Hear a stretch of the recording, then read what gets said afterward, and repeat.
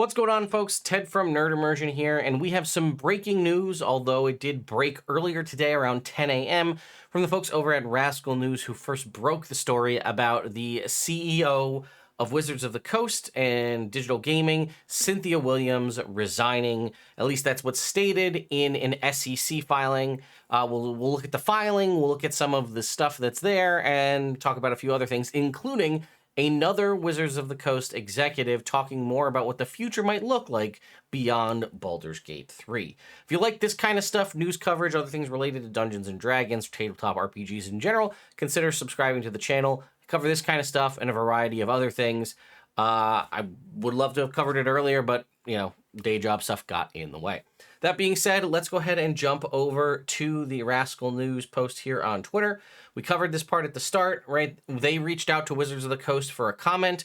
Wizards of the Coast responded with, we're excited for Cynthia to take the next step in her career and grateful for the contributions she made in her more than 2 years at Wizards of the Coast and Hasbro. We wish her the absolute best in her next endeavor. We've started our search for president of Wizards of the Coast and hope to have a successor in place soon. This is the Security and Exchange Commission's filing. This is, again, a Form 8K showcasing what happens here, and it states basically there's a lot of different acts and references here, but the thing that you're probably most interested in is this line right down here. On April 15th, so 2 days ago, Cynthia Williams, president of Wizards of the Coast and Hasbro Gaming, informed the company of her resignation from the company effective April 26th. That's next Friday. The company is conducting a process to identify her successor, looking at both internal and external candidates. So again, I don't feel like that needs explanation, but I will do it anyway. So this means it could get posted to the outside, meaning that somebody from somewhere else in the world, a different company or something, could come and take over this position.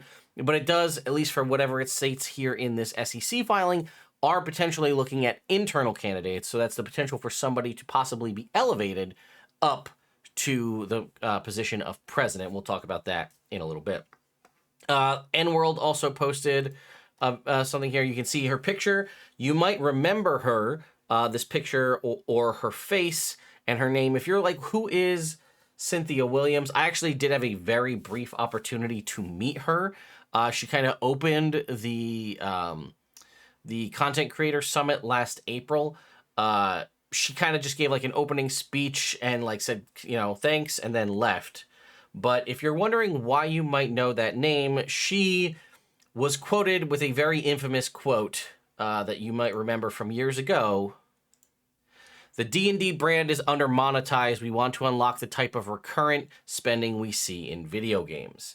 This was in January of last year. This obviously was amidst all of the OGL stuff as well. So this might be, that's why you're probably seeing a lot of people cheering for her being, moving on. But, for what it's worth, right? I don't really know Cynthia Williams from a hole in the wall. We have that quote. We have a couple of other things. People aren't really a huge fan. I think she was part of Microsoft as well in the past. But consider this, we don't know who's going to take her place. So in some instances, this could be a devil you do know versus a devil you don't. But it also has the potential that maybe somebody that people consider quote unquote good could take that position if it's somebody promoted from internal. Now, who knows what that means, right? Because obviously there's a big difference from, like, I don't know, it's probably never going to happen. But let's take somebody like, I don't know, Chris Perkins, Jeremy Crawford, right? Somebody who is working on the game, let's say, probably a random move because Wizards of the Coast covers obviously both D&D and Magic, so it could be somebody from either side of the house or somebody, again, completely external. But let's use Chris Perkins as an example. Let's say they decide, hey, he probably wouldn't take it anyway, but argument's sake, Chris gets promoted to president of Wizards of the Coast and Digital Gaming. That could be a huge win. We're going to lose his expertise on the game design side of things, which is also why I think he wouldn't take it. But, like, in theory, we're putting a, quote, good person in the position of president, but then that also is going to pull, is it easy to be brainwashed and pulled into the corporate machine? Or are you going to be able to innovate from the inside out? Who knows? We'll have to see as soon as we hear more information about who the new president is in the future, I'll definitely make a video on it because we're also going to want to know what that person has done in the past. Now, I did mention at the start, there was an article that came out on Eurogamer. I think it's been posted a couple of different places. Wizards of the Coast now talking to, quote, lots of partners about next Baldur's Gate, right? For those of you, there's a quote right there, and we'll get to it later in the article. The time frame between Baldur's Gate 2 and the release of Baldur's Gate 3 was 25 years.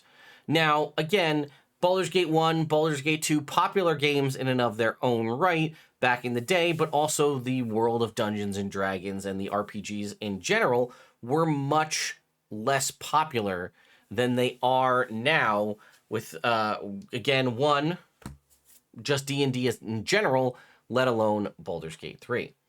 So if we scroll down, it says, Larian Studios didn't so much as smash last year's Baldur's Gate 3 out of the park as launch it into straight orbit, collecting countless Game of the Year awards and even a few BAFTAs along the way. But while the studio has made it clear there's no interest in returning for Baldur's Gate 4, D&D owner Wizards of the Coast is definitely on board for more and is currently, quote, talking to lots of partners, end quote, about the future of the series. That's according to Eugene Evans, Vice President of Digital Strategy and Licensing of Wizards of the Coast and parent company Hasbro. Again, pointing out that this is a different, this is a vice president who spoke with PC Gamer following Baldur's Gate 3's recent BAFTA wins. By the way, if you didn't know, Baldur's Gate 3 is basically the first video game, I believe, to ever win Game of the Year, like the big award from all 5 of the big video game award shows. So several other games in the past have come close, winning 4 out of the 5. Baldur's Gate 3 is the first to clinch all 5. Evans confirmed the company is keen to continue the series and has started conversations to that effect, although it sounds like it'll be some time before anything specific is revealed. We're now talking to lots of partners, Evans explains, and being approached by lots of partners who are embracing the challenge of what does the future of the Baldur's Gate 3 franchise look like. So we certainly hope that it's not another 25 years as it was from Baldur's Gate 2 to 3 before we answer that. But we're going to take our time and find the right partner, the right approach, and the right product that could represent the future of Baldur's Gate. We take that very seriously, very, very seriously, as we do with all of our decisions around our portfolio. We don't rush into decisions as to who partners with on products and what products we should be considering. The bar has been set very high. Can't agree with that more. And it's our job to reach and surpass that bar. And while it's too early to start talking specifics, when we asked if we might ever see Baldur's Gate 3 beloved characters return, Evans suggests it's certainly a possibility. There are now essentially part of D&D canon, he explained. I would like to think that all of those characters, for the sake of fans, could potentially appear in future products. As for Larian, it's confirmed it was hanging up its D&D hat during a talk with GDC back in March. We know this. And as for what the new thing might be, Sven later told Eurogamer it's something big and ambitious and new in the sense that it's different from the things we've done before. So there you go, folks. That is the breaking Wizards of the Coast news. A new president inbound. And also, according to the vice president of licensing and digital strategy, they are looking at partners to take on the future of whether it be Baldur's Gate 4 or what have you, hoping that it won't be 25 years. Now, you got to take it all with a grain of salt, but possibly where they said, I do like that they said they're not looking to rush it. They want to make sure the bar has been set very high by Larian Studios, and whoever takes over, they want to ensure that they're going to do the IP and everything justice. But ultimately, money drives those sales, and Baldur's Gate 3 has obviously blown everybody's expectations out of the water, so who knows what the future might bring. Let me know your thoughts and opinions in the comments down below. I'll see you all next time.